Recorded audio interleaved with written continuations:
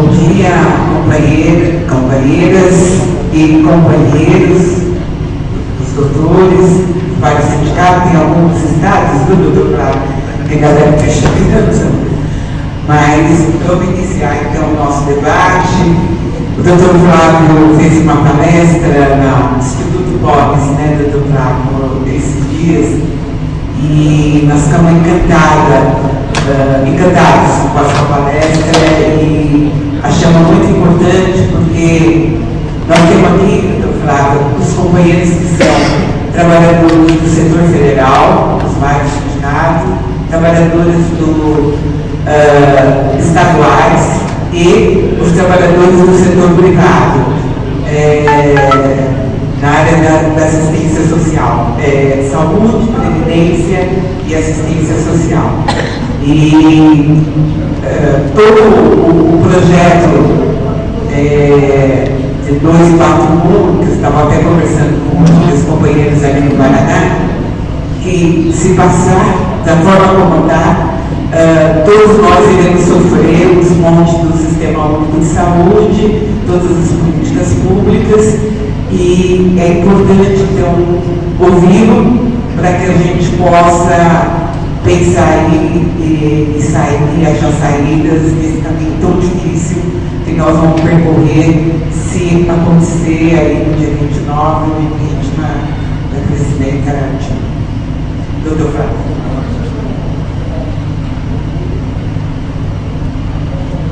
Bom dia a todos. Eu gostaria de agradecer o convite.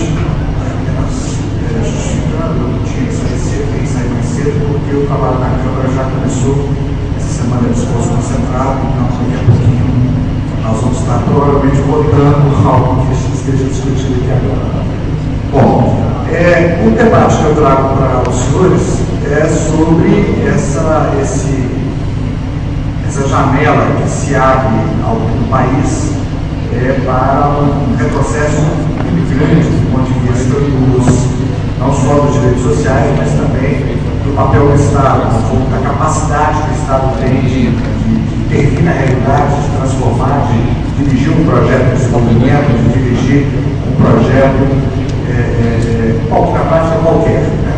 Através dos mecanismos que eu vou apresentar aqui para discussão, o governo vai necessariamente impor esse governo de 2 anos, o governo golpista, impor para os próximos 20 anos um novo modelo de Estado. Cada vez que eu faço isso, como eu fiz também na segunda metade da década de 90, mesmo que o povo organizadamente consiga reverter esse quadro, ele nunca consegue recuperar os instrumentos que foram perdidos. Portanto, qualquer Estado que surge depois de uma avalanche dessa tem graus de liberdade menor para poder produzir o programa de governo mais alternativo a isso. Né? Talvez o jeito que foram as privatizações, talvez o jeito que foram várias das medidas adotadas na década de 50, que mesmo o governo que depois resolva fazer o contrário, ele tem menos instrumentos à sua disposição para fazer o contrário. Né?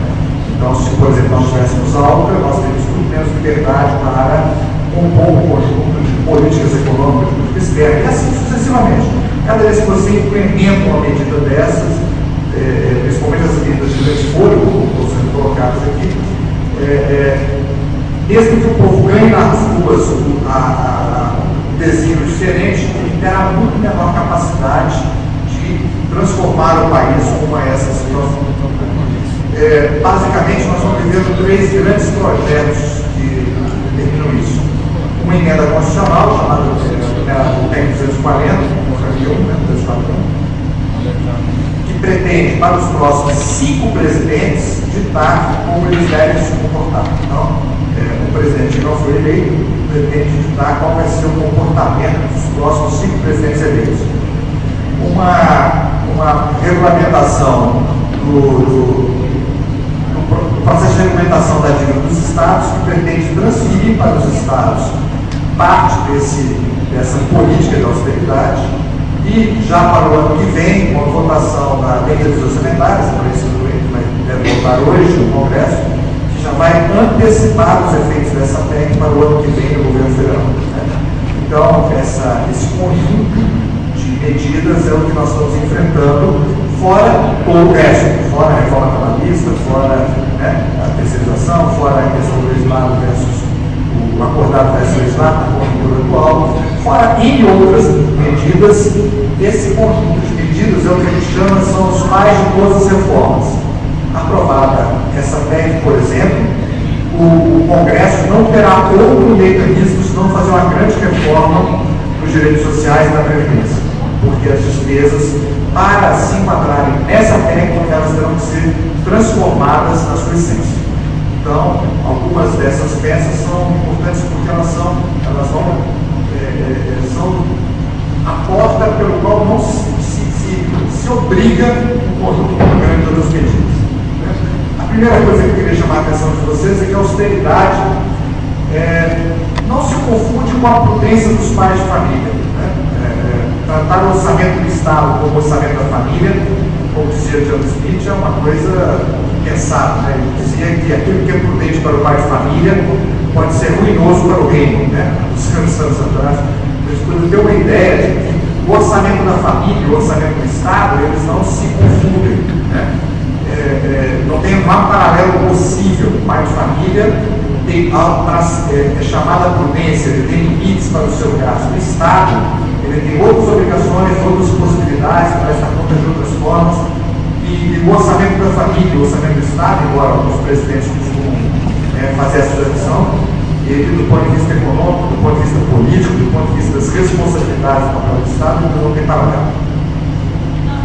Outra coisa que não dá tempo de enfrentar aqui, mas é importante que a gente desnude, é que o Estado brasileiro não vive nenhuma crise fiscal. O Estado brasileiro não passa pelos mesmos problemas que alguns países da Europa, depois de 10 anos de crise, quase estão enfrentando. Mesmo o crescimento da dívida brasileira, ela está longe de ser o crescimento de que a dívida do resto do mundo, ou mesmo o problema brasileiro. Basta brincar apenas um número, para a gente poder entender que 1/3 da dívida brasileira corresponde às nossas reservas, ou seja, o que nós não devemos. E mais outro 1/6 corresponde a créditos do governo do BNDES. Então, só para a gente poder entender que nós estamos falando de uma dívida que, muito provavelmente, quase metade dela inexiste do ponto de vista de credores pressionando. É completamente diferente, não há paralelo desse ponto com as pessoas comparam que a dívida brasileira tem X% do PIB, e isso é um problema. Primeiro, não é um problema. 2, a dívida, que a gente chama de dívida líquida, a dívida realmente que algum credor pode exigir o pagamento, ela é muito pequena frente ao PIB, é muito pequena frente não justificaria, eu não vou dizer isso para dizer que não há justificativa para essa corrida contra os direitos sociais, para essa corrida contra esse modelo de sociedade que está tentando arquitetar desde 88. Mas vamos lá. O importante é que fique claro que essas medidas que estão sendo adotadas, elas emergem de um governo sem voto. Nenhum governo tivesse que sair do pleito eleitoral poderia, com cara e coragem, prometer fazer o que esse programa de governo está fazendo. Basta lembrar que até Alckmin, quando foi disputar a eleição, vestiu uma cacunda da Petrobras. Então, quando a pessoa está disputando voto, ela tem um diálogo com a sociedade que parametriza, que busca legitimar, mesmo as propostas que ela tem que convencer a sociedade de propostas amargas, elas são parametrizadas, elas não conseguem, então, ter limite. O que nós estamos enfrentando é um governo que tem a ousadia de chegar na sociedade e falar assim: olha, eu vou fazer uma reforma da Previdência, eu vou retirar do salário mínimo com piso, vou acabar com a Multinacional de Valorização, vou acabar com o reajuste integral dos aposentados. Impossível. Isso sem falar nos novos, as pessoas que vão entrar na aposentadoria. Esse tipo de modelo, para a gente poder compreender que a dificuldade, por que a dificuldade de se conversar com os parlamentares sobre o processo de impeachment, de caracterizar? Porque alguns partidos queimaram os navios, eles apostaram todas as fichas nessa saída para implementar este programa, e agora realmente tem muitas dificuldades de dar um passo atrás. Então é importante, o Greta, esse é o momento atual que a gente está vivendo. Né? Realmente não existe um crime de responsabilidade, mas é a única janela possível para implementar essa agenda que está sendo colocada. As próximas eleições, mesmo que a direita ganhasse as eleições, né, ela não conseguiria defender na TV, nas urnas, esse programa de governo. Então, como uma janela de oportunidade que se abriu para implementar uma agenda de retrocesso, e eles não podem perder essa janela. Porque nenhuma eleição seria capaz de implementar esse programa. Bom, esse programa, eu vou deixar essa apresentação aqui, mas esse programa, para ser mais rápido, é uma implementação muito brutal do Estado mínimo. É interessante que mesmo quando já temos artigos do FMI dizendo que esse governo do Estado mínimo não funciona, não entregou o que prometeu, nós estamos entrando numa agenda que o Brasil, tardiamente, vai implementar um modelo que os outros países que implementaram já se arrependeram. Né? Mas é um conflito muito grande, como foi colocado aqui na mesa de abertura, entre um país que avançou em direitos sociais, avançou na distribuição de renda, uma nova pactuação de modelo de sociedade, e que deslocou muitos interesses, portanto, esses interesses têm jogam todas as cartas para retroceder e fazer devolver o status quo perdido. Os instrumentos que eles vão usar, não só as privatizações, como a redefinição do papel das estatais, como também uma coisa chamada novo regime fiscal, que é esse novo modelo de ajuste das contas públicas pelo lado das despesas. Na prática, o que está se fazendo é tornar permanente uma agenda de um governo de 2 anos. Então, uma coisa surrealista do ponto de vista. É impressionante que um governo que não foi eleito queira submeter 5 próximos presidentes a essa agenda. É uma coisa que é importante, só para a gente poder compreender, quando eles colocam isso na Constituição, né, como nessa PEC, mesmo que o povo ganhe as eleições e ganhe uma pequena maioria, ele não consegue mudar a Constituição. Então, hoje nós temos hoje a esquerda, todos os partidos da esquerda, né, tem 100 votos na Câmara dos Deputados. Se eles implementam isso, precisa de 308 para devolver ao povo a soberania sobre o Estado. Né? Então é uma coisa surrealista o que você está fazendo. Uma maioria muito habitual, no momento em que a esquerda perdeu a legitimidade do centro, eles estão transformando isso. Mesmo que você recupere essa legitimidade, você precisa ter uma maioria qualificada para devolver a soberania do voto. Então essa é a grande avançada. Né? Por favor. Esse novo regime fiscal da PEC 241, né, ele parte de um pressuposto muito diferente do que foi a lei de responsabilidade fiscal. A lei de responsabilidade fiscal tratava do controle do Estado, porque sempre foi essa o debate, né, sobre se eu sou responsável, se eu não sou responsável, sobre o tamanho do Estado. Tratava o tamanho do Estado a partir da imposição de meta de superávit. Você pode fazer o que você quiser, desde que no final das contas some 2, 3% do PIB para eu fazer superávit primário, para que eu possa responder aos custos financeiros do Estado. Esse modelo conseguiu controlar o Brasil, conseguiu controlar o Estado brasileiro até 2005, quando o Lula deu a guinada na política econômica e o país começou a, mesmo fazer esse superávit, crescer do ponto de vista do papel do Estado. Foi o momento que a gente conseguiu fazer política de reajustar o salário mínimo, conseguiu políticas de assistência social, políticas de trabalho, de formalização do emprego. Os gastos da educação, nós vamos ver aqui, eles subiram astronomicamente, os gastos da saúde não subiram tanto, mas aumentou o ponto de vista do mercado real, teve alguns avanços propostos, mas teve avanços.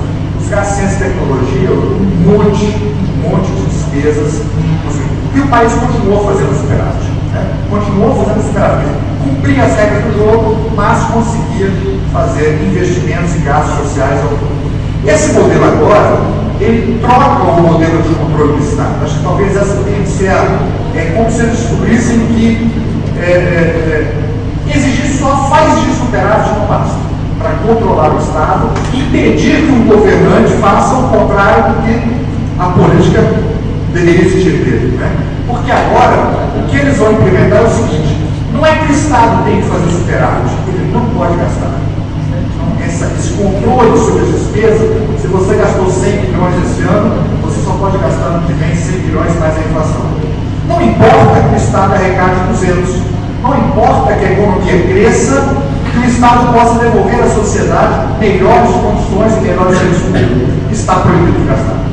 Então, notaram que a gente trocou um modelo de pode fazer, mas tem que sobrar. Agora, ele não pode fazer. Então, nós estamos com um regime muito mais draconiano de controle das contas públicas, onde eu peço o Estado de exercer o seu papel.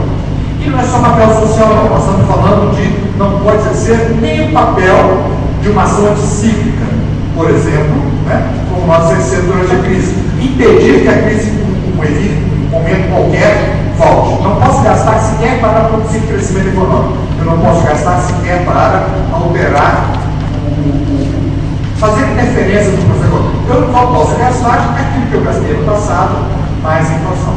As despesas públicas serão conservadas depois do segundo ano de piso. Né? Depois do segundo ano de recessão é que nós vamos descongelar. Então, mesmo que a economia se recupere, o nível de despesas está dado.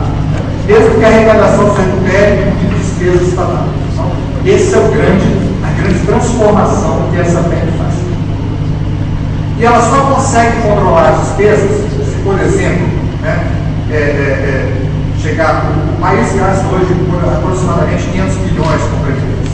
Se eu disser que a previdência no ano que vem só pode gastar 500 bilhões mais inflação, eu tenho que fazer uma escolha. Ou eu não vou garantir os atuais aposentados a inflação, ou eu tenho que fechar as portas a novos aposentados. Porque eu só posso gastar isso mais inflação. Então, vocês notaram que essa PEC, ela impõe um conjunto muito grande de reformas para as coisas minimamente funcionarem. Né? Então, é por isso que eu tenho que cortar, que o governo está cortando, né? Chamando agora até, estava esse fim de semana numa palestra no Sindicato de Metalurgia, onde o pessoal estava apontando o seguinte: como é mesmo que o governo está dando, os nossos peritos da Previdência, estão dando reversão de aposentadoria por invalidez depois de 10 anos. Aí, uma situação engraçada, né? Eu estava conversando com um cara que tinha alerta. Ele falou assim: hoje eu tomo muito menos remédio do que há 10 anos atrás, né? Porque eu não estou trabalhando, mas se eu voltar ao trabalho, tudo que eu recuperei do meu movimento vai voltar para o espaço. Quer dizer, o cara não está melhor com o tempo, ele está melhor porque está afastado do trabalho. Se você reverte isso, você devolve as condições precárias que levaram à doença. Né? Então, é uma coisa insana, e é o que a nossa perícia hoje venezuela está fazendo. Né? Devolvendo a atividade. As causas da aposentadoria estão presentes? Não, eu melhorei, porque eu estou afastado do que motiva as causas aparecerem. Então, eu vou devolver toda a insalubridade, todas as condições de risco, toda a falta de saúde às pessoas. Né? Esse é o modelo que ele está fazendo. E fazem isso porque tem uma folga para admitir os novos aposentados. Para eles poderem compreender. Imagine que cenário dantesco que está sendo criado com os direitos sociais.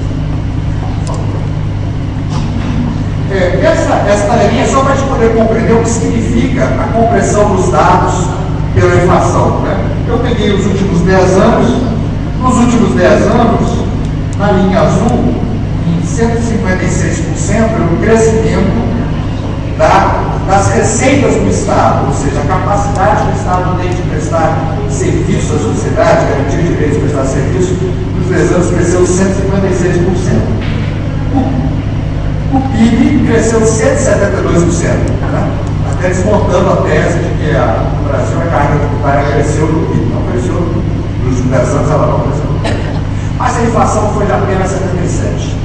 Se as despesas nos últimos 10 anos tivessem reduzido a inflação, né, a diferença de 170 e 156, ou a diferença de 170 e 70, né, estaria sendo apropriada pelo mercado financeiro através do Estado não gastar com o povo. Então, essa é a mágica que está sendo construída com tudo que isso significa. Por favor. Aqui eu peguei apenas só para vocês terem uma ideia do que aconteceria. Né? Na primeira coluna, nós temos a evolução do salário, das despesas com educação. Em 95 elas foram 14 bilhões, e para 2015 com quase 100 milhões. Se esses valores tivessem limitados ao IPCA, o 14, em vez de virar 100, 98 bilhões, teria virado 24 bilhões. Ou seja, a educação estaria gastando este ano, depois de 10 anos, um quarto do que gastou. A quarta parte. Então, o que eles querem é transferir isso, essa perda de crescimento, essa perda, não é nem de crescimento de despesa, porque não necessariamente ela deveria crescer, mas impedir que o povo pelas urnas decida que eles gastar mais na educação. Eu acho que é importante traduzir dessa forma. Porque o que você está querendo fazer é construir um orçamento sem pressão popular. Porque você vai falar assim, eu preciso gastar mais na saúde. Aí o presidente vai falar, olha, eu não posso. Eu gosto muito da sua ideia, mas a Constituição não permite. Então você impede que a pressão altere a conformação do papel do Estado, como é que ele aborda os seus recursos. Na saúde, elas foram em termos reais de 32, desculpa, em termos nominais, de 33 também para 100 milhões. Se a saúde, em vez de estar vinculada à receita, estivesse vinculada à inflação, ela teria ido para 58, ou seja, teria perdido 40% da saúde. Isso é uma perda absurda, é uma situação, podemos fazer isso com qualquer dos gastos públicos, que nós teremos visto que essa limitação à inflação quer construir um outro país. Não haverá outro mecanismo senão privatizar a saúde, privatizar a educação, porque os gastos públicos não cabem nesse limite. Então você está impondo não só a reforma da Previdência, como a reforma da prestação de serviços públicos, reforma do papel do Estado. Ali tem as perdas anuais e as perdas também acumuladas. É importante compreender que limitar a saúde, por exemplo, à inflação, olha que coisa mais pecaminosa. A população brasileira cresce, ela cresce 1,4%.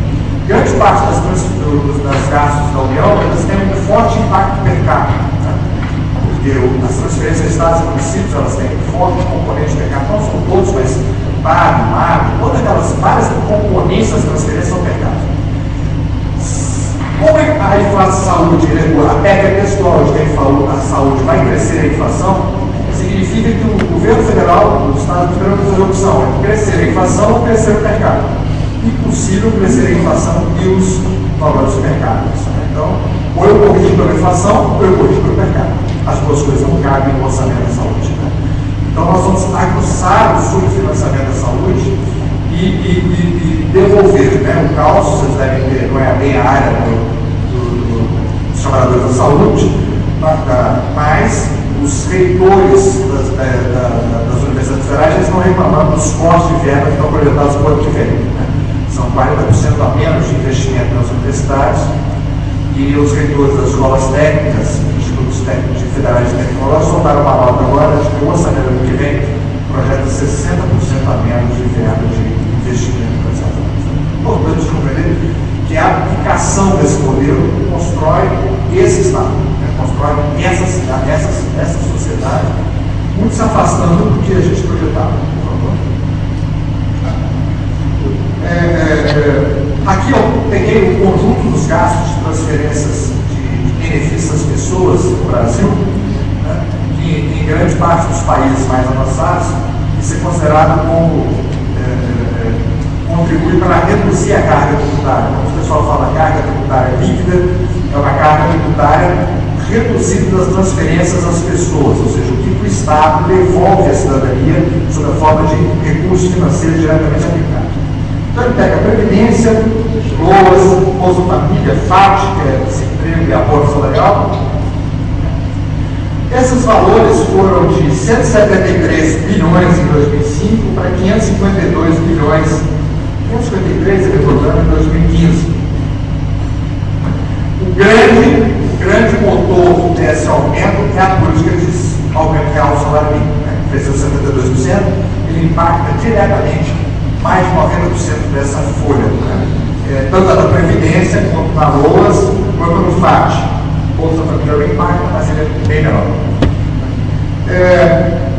Esses valores, se tivessem limitados a inflação, teriam passado de 173 para 307, ou seja, haveria uma perda de 44%.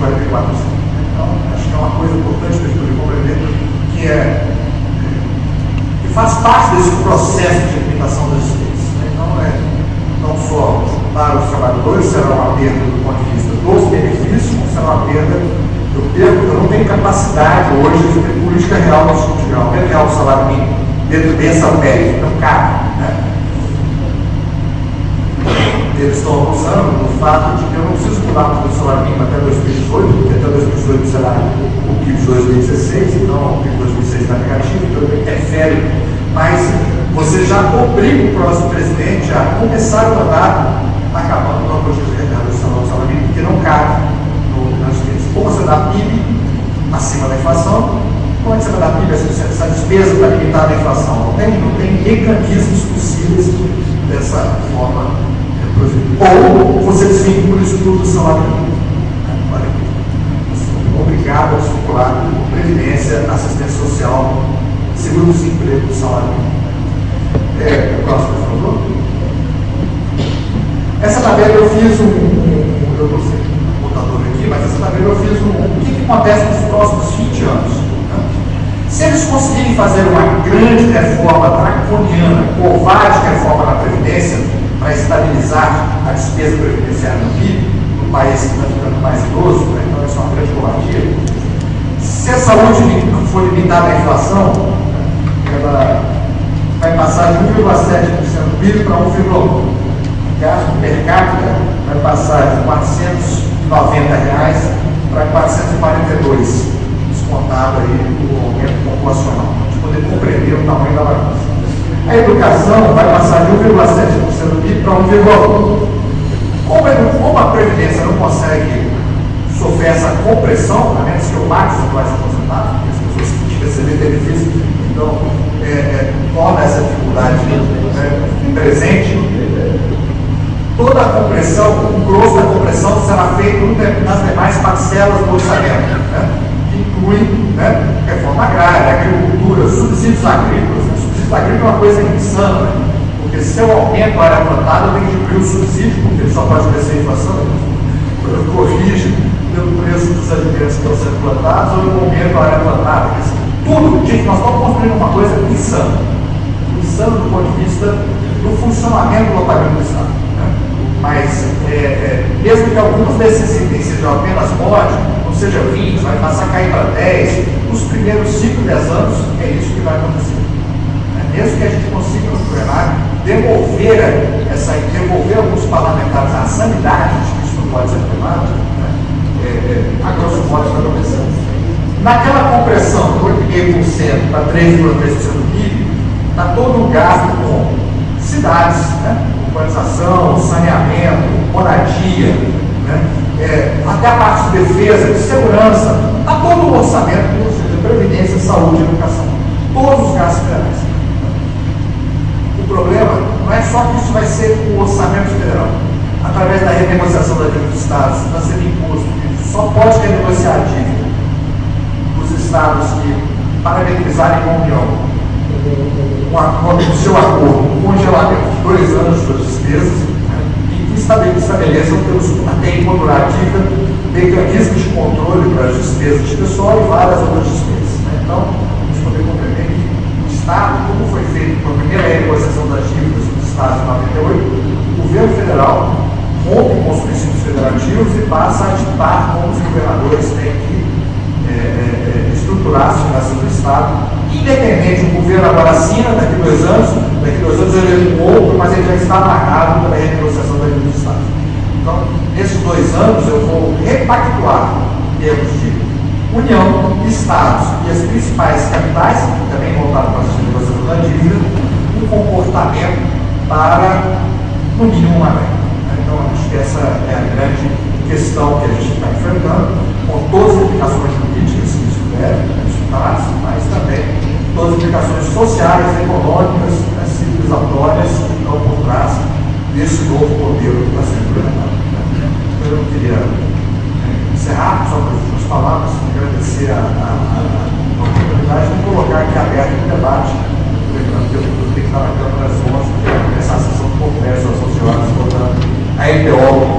essa bagunça